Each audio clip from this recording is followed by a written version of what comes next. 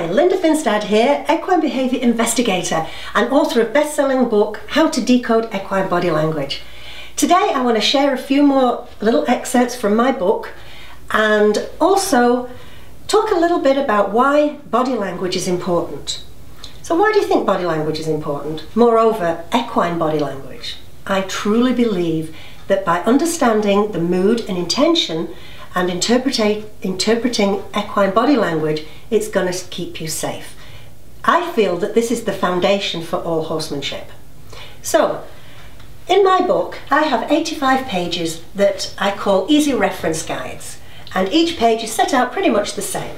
There is a picture, we set the scene, there is a mood or intention, and then there's a human equivalent.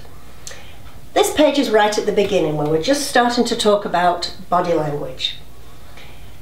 Horses communicate much more through postures, gestures and expressions than they do with their vocal cords, making them experts at decoding body language of other horses. But did you know? This skill is not limited just to horses. Horses have the ability to interpret the mood and intention of other species, including us. So here we're going to set the scene. We've got a picture of a cowboy and two cows.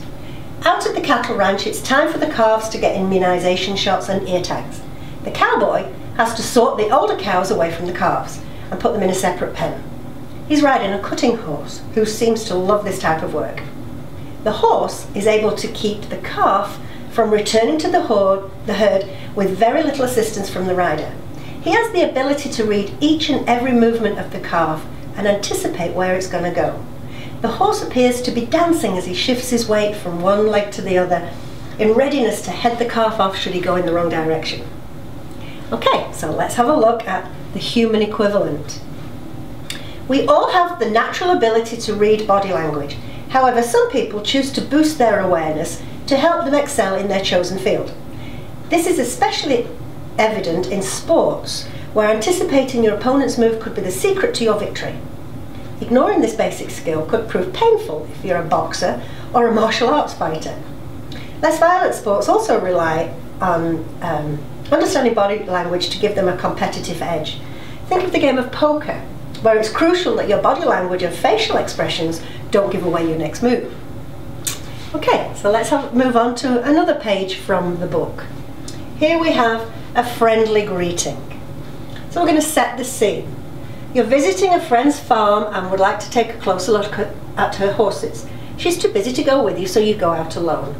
You walk towards the horses who are peacefully grazing side by side. They look up from the grass and start to move towards you, even though they don't recognize you. Their heads are in a low, non-threatening position. Their ears are forward and they've got a soft, kind expression in their eye. They are offering you a friendly greeting. If you mirror their body language and walk slowly and quietly towards them, head slightly lowered, arms relaxed, hanging by your sides, the meetup will be pleasant. The opposite is true.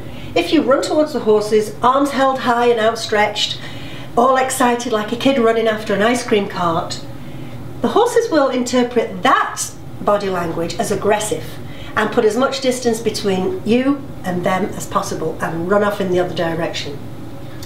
So let's have a little look at the human equivalent. I'm going to set the scene. You've travelled to Thailand on holiday and the beaches were fabulous, but you'd also like to visit some of the temples. However, you don't speak the language and you're not sure if you're allowed to go inside. A monk greets you at the door, he bows, and he waves his arm as though inviting you to go inside. You acknowledge his invitation by mirroring his bow and quietly entering the building. Note, there were no need for spoken words, body language was sufficient. Each party completely understood the other.